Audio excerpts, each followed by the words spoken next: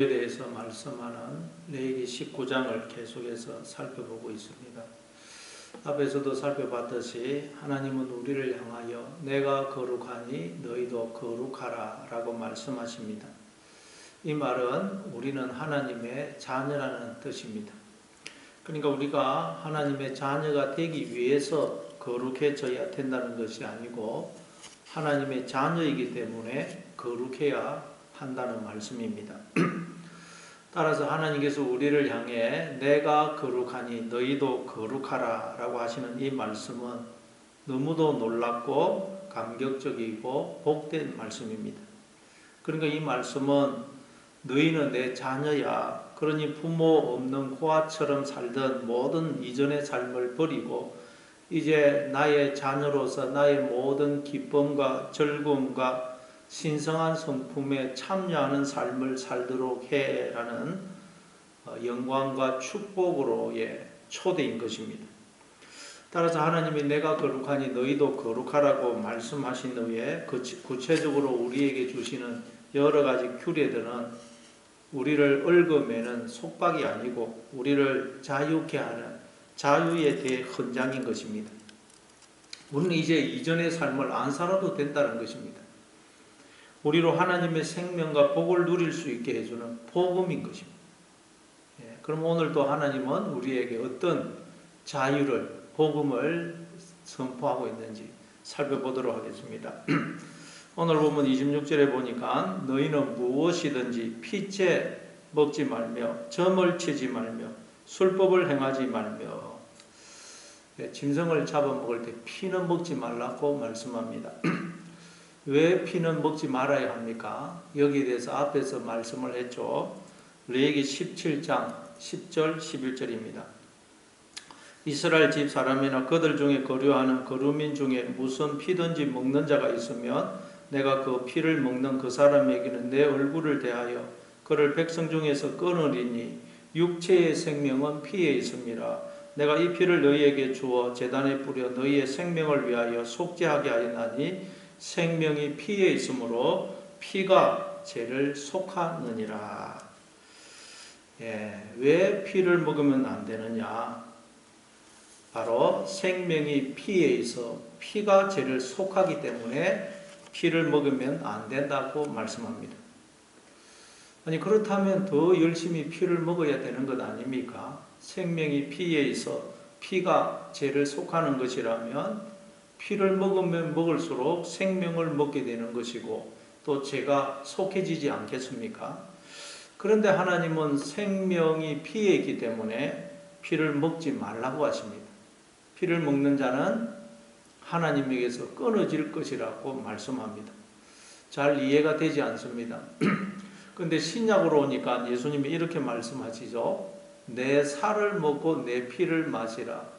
내 살은 생명의 떡이고 내 피는 참된 음료다. 그렇게 말씀하죠.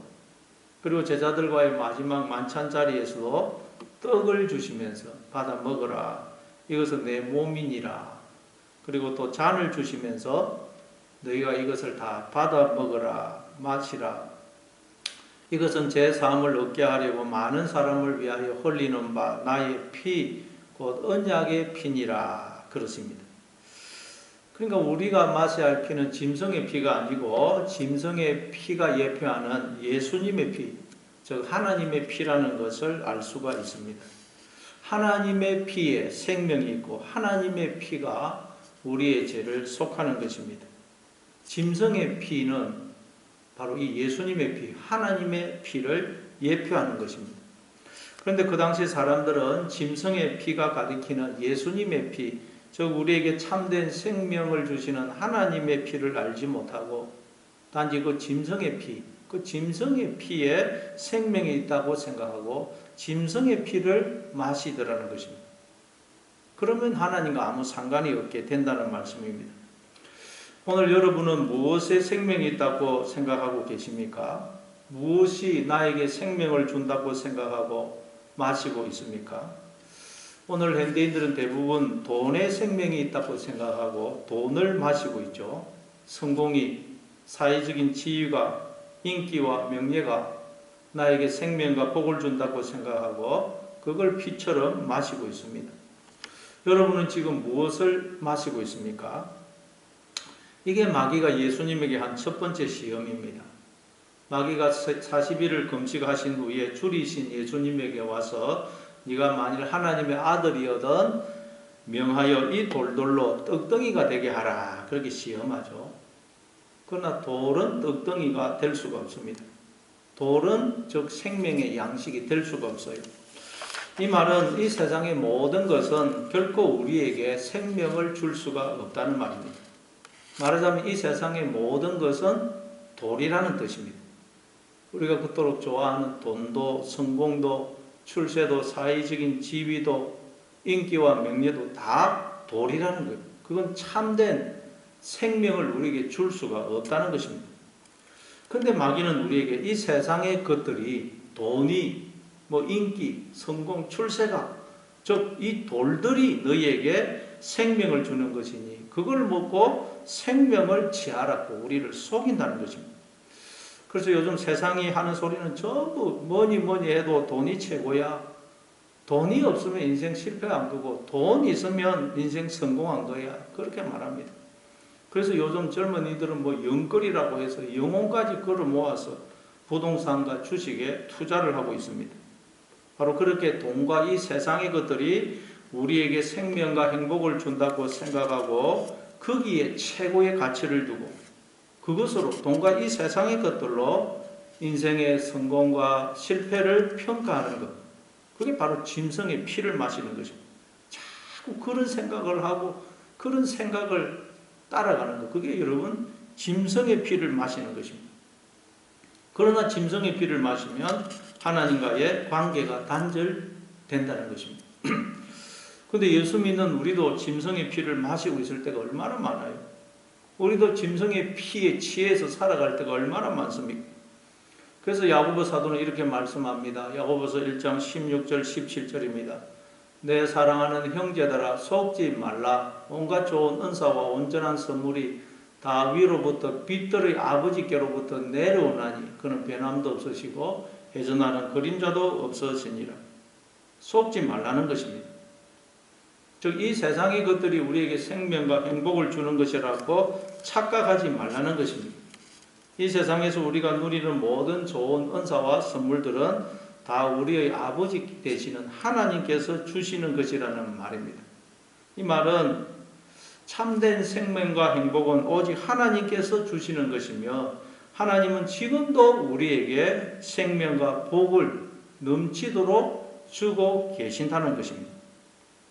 그걸 여러분 이 땅에 이 세상의 것들을 통해서 하나님은 우리에게 깨닫게 하고 계시는 것입니다.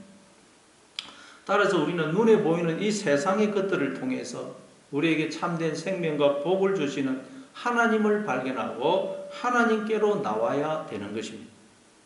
그게 바로 예수님의 피, 하나님의 피를 마시는 것입니다. 그런데 이 눈에 보이는 세상의 것만 보고 하나님을 발견하지 못하고 세상의 것들이 생명과 복을 준다 생각하고 그것만 자꾸 붙들려고 그러면 그건 바로 짐승의 피를 마시는 것이 되고 그러면 하나님과 아무 상관이 없는 자가 되는 것입니다. 따라서 무슨 일, 무슨 사건을 만나든 어떤 상황에 처하든 하나님이 늘 나와 함께 하시면서 나를 지키시고 생명과 복을 주시고 나를 생명의 길로 인도하고 계신다 하는 것을 기억하고 기뻐하고 감사하고 하나님의 그 다스림과 인도하심에 순종하면서 사는 것, 그게 바로 예수님의 피를 마시는 것입니다. 하나님의 피를 마시는 것입니다. 날마다 예수님의 피, 하나님의 피를 마시는 여러분 되시기를 바랍니다. 또한 오늘 본문의 26절에 보니까 하나님은 점을 치지 말고 술법을 행하지 말라고 말씀합니다. 점을 치는 것과 술법을 행하는 것은 정상적인 생각과 합리적인 판단을 버리는 것을 의미합니다. 그러면 우리는 온갖 미션과 잘못된 인섭에 속박당해 참된 자유와 생명을 잃어버리게 됩니다. 인도에 가면 이 눈이 먼 사람이 많다 그래요. 눈에 먼지가 들어가서 그렇다고 그럽니다. 그런데 왜 눈에 먼지가 많이 들어가느냐? 인도에서는 소를 신성시하고 있지 않습니까? 그래서 소가 꼬리를 칠 때 먼지가 막 일어나는데 그게 마치 무슨 복을 받는 것처럼 생각해서 자꾸 따라가다가 그렇게 된 것이라고 이야기합니다. 그리고 네팔에 가면 사람들이 소나 돼지나 개와 같은 짐승과 같이 생활을 하고 잠을 잡니다. 그들은 힌두교이기 때문에 윤회설을 믿고 있습니다. 그래서 아버지가 죽어서 소도 될 수가 있고 돼지로 다시 태어날 수도 있기 때문에 그들은 짐승과 함께 같이 생활을 한다는 것입니다. 그리고 티벳에 가면 죽은 사람을 땅에 묻으면 극락에 못 가고 독수리가 먹으면 비로소 좋은 곳으로 가는 것으로 알고 있다 그래요. 그래서 그 부모가 죽으면 그 시신을 산 그 바위에 올려놓고 칼로 가지고 시신을 난도질해서 독수리가 와서 먹도록 합니다. 우리나라도 복음이 들어오기 전에 얼마나 잘못된 인석과 미신에 사로잡혀서 고통을 당했습니까? 예를 들어 그 부모가 돌아가시면 자식이 부모님 묘소 곁을 3년을 지켜야 했습니다. 3년상을 치릅니다. 3년 동안 낮이나 밤이나 비가 오나 눈이 오나 무덤을 지켜야 됩니다. 그러나 여러분 3년 동안 그 무덤을 지키는 것은 보통 힘든 일이 아닙니다. 그래서 무덤을 지켜야 할 아들이 밤에 몰래 집에 들어와서 자고 가곤 했습니다. 그러다 보니 며느리가 배가 불러옵니다. 그럼 어떻게 했느냐?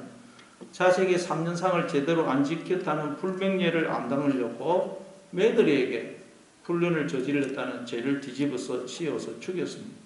얼마나 기가 찰 노릇입니까? 이처럼 우리는 하나님을 떠나면 무엇이 옳은 것이며 어떤 길이 진리의 길이고 어떻게 살아야 하는 것인지를 알지 못해서 온갖 미신과 인섭에 사로잡혀 자유를 잃어버리게 되는 것입니다. 그래서 예수님이 이 땅에 오신 것입니다. 갈라디아서 5장 1절입니다. 그리스도께서 우리로 자유케 하시려고 자유를 주셨으니 그러므로 굳게 서서 다시는 종의 멍에를 매지 말라. 그러나 오늘날도 여전히 어둠의 주관자인 사탄은 이 세상 풍조로, 이 세상의 가치관, 이 세상의 정신으로 사람들을 얼굴매고 있어요. 그래서 예수 믿는 우리도 종종 이 육신의 생각에 사로잡혀서 자유와 기쁨을 잃어버릴 때가 얼마나 많습니까? 예수 믿는 우리도 눈에 보이는 현실만 보고 두려워하고 염려하고 절망하고 낙심하고 후회하고 누구를 미워하고 그러고 있을 때가 얼마나 많습니까?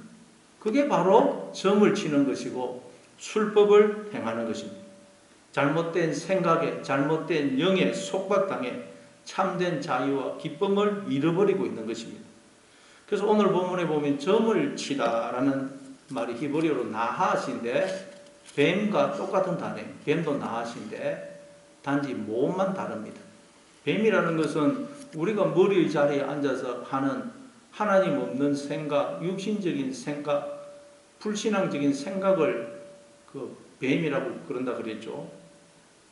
그리고 술법을 행하다가 또 히브리어는 아나안인데 구름이라는 단어 아나안과 또 똑같아요. 모음만 다릅니다. 똑같습니다. 근데 재미있는 것은 요한계시록 1장 7절에 보면 부활하신 주님이 구름을 타고 다시 오실 것이라고 말씀하죠. 구름을 타고 오신다.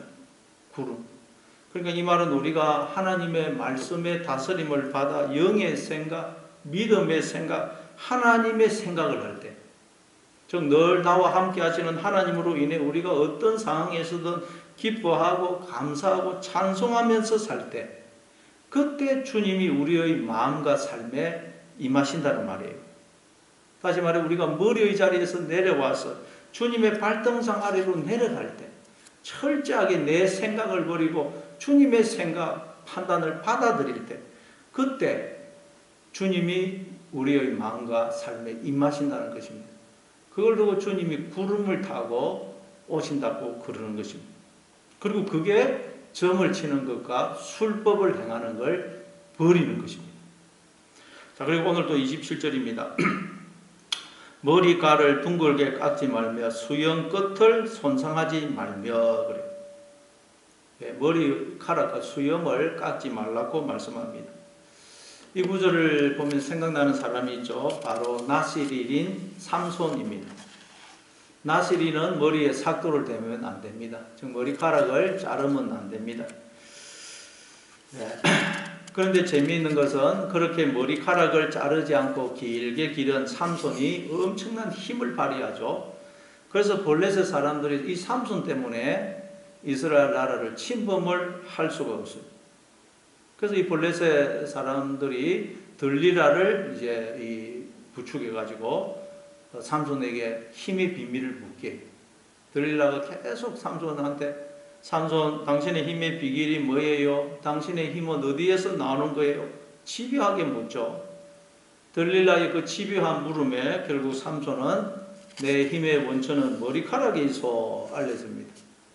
그래서 숨어있던 블레셋 사람들에 의해서 삼손이 결박되어 붙들려 가서 눈알이 뽑히고 밧줄에 묶인 채 맷돌을 돌리는 신세가 되죠. 여러분 힘은 어디에서 나오는 것입니까? 머리카락입니까? 아니면 몸입니까?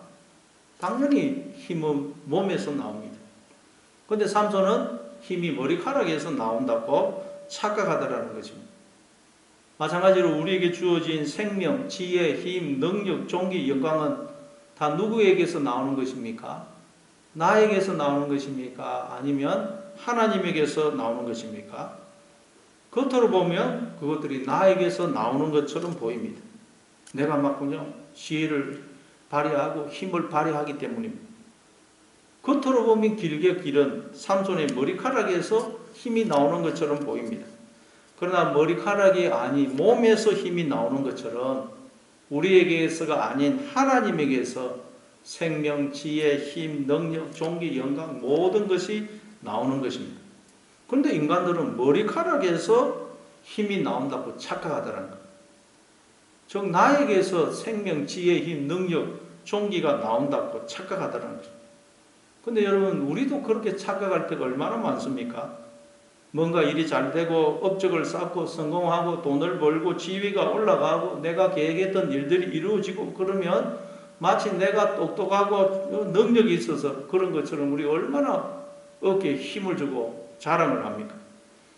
그걸 두고 머리카락과 수염을 깎지 말라고 그러는 것입니다.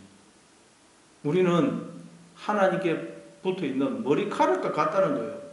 그걸 기억해라는 것입니다. 우리는 포도나무에 붙어있는 가지와 같다는 것입니다. 우리는 하나님께 붙어있기 때문에 하나님의 생명, 지혜, 힘, 능력, 존귀, 영광이 우리를 통해서 나오고 있다는 것입니다. 그래서 이걸 기억하고 언제나 하나님께 붙어있으라는 거죠. 이게 머리카락과 수염을 깎지 말라는 뜻입니다. 언제나 하나님께 붙어있는 여러분 되시기를 바랍니다. 그리고 또 28절입니다. 죽은 자 때문에 너희의 살에 문신을 하지 말며 문의를 놓지 말라. 나는 여호와이니라. 여기서 원문을 보면 죽은 자가 네펫입니다. 네펫, 영혼, 목숨이란 뜻입니다.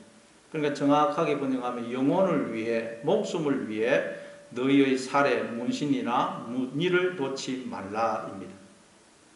영혼을 위해, 목숨을 위해 몸을 자해하지 말라는 뜻입니다. 여러분 우리가 영혼을 위하고 목숨을 위하 한다면 몸을 자해해서는 안 되고 오히려 이 몸을 잘 돌보고 가꿔야 됩니다. 그런데 하나님을 떠난 인간들은 자신의 영혼을, 자신의 목숨을 위한다고 하면서 오히려 자신의 몸을 자해하더라는 것입니다. 엘리야 선지자와 대결했던 바알과 아세라 선지자들이 그랬죠.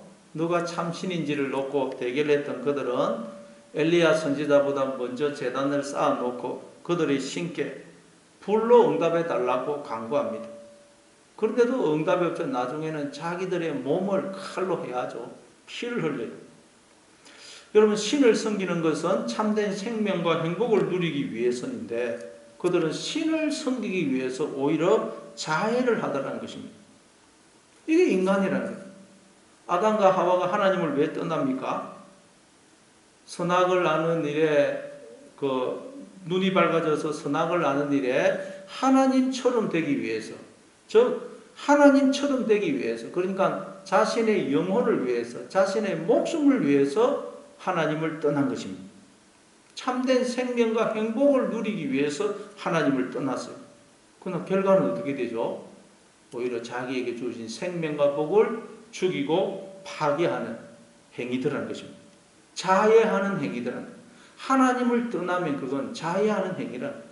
인간은 자기의 생명과 행복을 위해서 하나님을 떠나는데 그건 자기의 생명과 행복을 파괴하고 죽이는 행위라는 것입니다. 그걸 두고 너희의 목숨을 위해, 너희의 영혼을 위해, 너희의 살에 문신이나 무늬를 놓지 마라. 자해하지 말라. 그런 것입니다. 우리가 하나님 자리에 앉아서 자꾸 이 세상의 기준으로 자신과 다른 이의 인생을 판단하는 것, 그게 여러분 자해하는 거예요. 그건 자기에게 주어진 생명과 복을 스스로 죽이고 파괴하라는 것입니다. 우리는 오직 하나님의 시각으로 모든 걸 바라보고 하나님의 생각과 판단이 진리임을 알고 그대로 그걸 받아들여야 돼요. 그래서 이사야 선지자는 이렇게 말씀하죠. 이사야서 55장 6절부터 9절입니다. 너희는 여호와를 만날 만한 때에 찾아라. 가까이 계실 때에 그를 부르라. 악인은 그의 길을, 불의한 자는 그의 생각을 버리고 여호와께로 돌아오라. 그리하면 그가 긍휼히 여기시리라. 우리 하나님께로 돌아오라. 그가 너그럽게 용서하시리라. 이는 내 생각이 너희의 생각과 다르며 내 길은 너희의 길과 다름이니라. 여호와의 말씀이니라. 이는 하늘이 땅보다 높음 같이 내 길은 너희의 길보다 높으며 내 생각은 너희의 생각보다 높음이니라. 우리가 하나님께 가까이 나아가기 위해서는, 하나님과 바른 관계를 맺기 위해서는, 그래서 하나님의 생명과 복에 참여하기 위해서는 반드시 해야 할 일이 있는데 그게 뭐냐? 나의 생각과 길을 버리고 하나님의 생각과 길을 받아들이는 것입니다. 왜냐하면 하늘이 땅보다 높은 같이 하나님의 생각과 길은 우리의 생각과 길보다 높기 때문입니다. 그걸 두고 너희의 영혼을 위해, 목숨을 위해 자해하지 말아라. 그러는 것입니다. 다시 말해 너희의 생각과 길을 버리고 하나님의 생각과 길을 받아들이라는 것입니다. 왜냐하면 우리의 생각과 길을 고집하는 것은 우리에게 주어진 생명과 복을 우리 스스로 죽이고 파괴하는 것이기 때문입니다. 그래서 사도 바울은 이렇게 권면합니다. 로마서 8장 13절입니다. 너희가 육신대로 살면 반드시 죽을 것이로되 영으로서 몸의 행실을 죽이면 살리니. 육신대로 살면 죽는다는 거예요. 그러나 영으로서 몸의 행실을 죽이면 산다는 거예요. 이 말씀은 하나님의 말씀으로 우리가 하고 있는 육신의 생각, 불신앙적인 생각, 하나님의 없는 생각을 자꾸 죽이라는 거예요. 버리라는 것입니다. 그래서 영의 생각, 하나님의 생각, 믿음의 생각을 자꾸 하라는 거예요.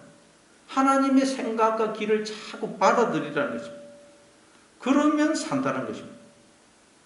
언제나 나의 생각과 길을 버리고 하나님의 생각과 길을 받아들이신, 언제나 하나님께 더 붙어 있으므로 풍성한 생명의 열매를 맺는 여러분 다 되시기를 바랍니다.